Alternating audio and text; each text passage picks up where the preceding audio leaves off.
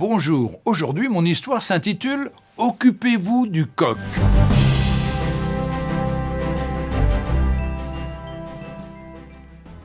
Booker T. Washington est né esclave d'un père blanc et d'une mère noire dans une ferme du sud-ouest de la Virginie.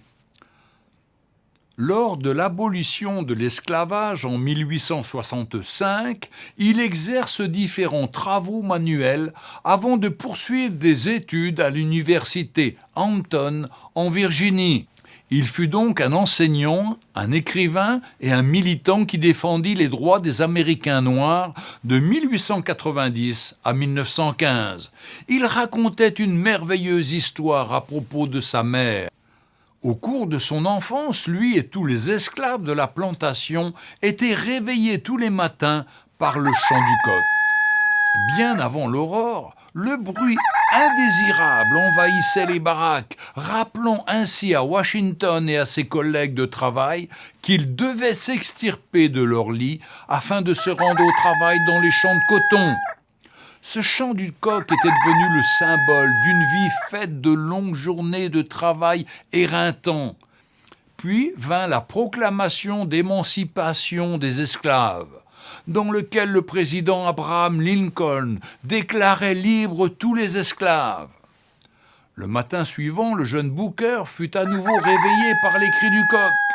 Sauf que cette fois, sa mère avait une hache à la main et poursuivit le gallinacé à travers la basse-cour. Ce jour-là, la famille Washington fit rôtir et mangea au dîner leur réveil matin. Leur premier acte de liberté fut de réduire au silence le souvenir de leur esclavage. Avez-vous, vous aussi, dans votre vie, des coqs qui vous empêchent de dormir ? Peut-être est-il le temps d'aiguiser la lame de votre hache. La bonne nouvelle de l'Évangile, c'est que la grâce de Dieu est une réalité et que votre liberté l'est aussi. Il n'y a donc maintenant aucune condamnation pour ceux qui sont en Jésus-Christ et qui ne marchent pas selon la chair, mais selon l'Esprit.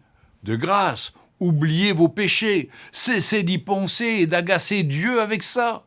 Dire cela vous paraît-il trop fort ? Alors, lisez avec moi ce que Dieu dit à propos de vos péchés.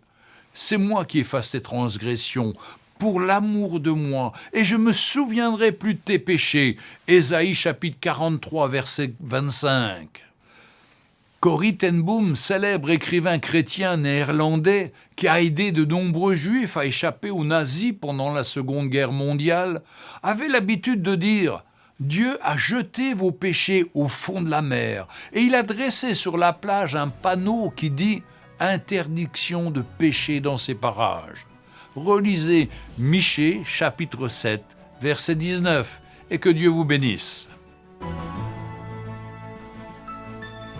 Retrouvez Un jour une histoire sur www.365histoire.com.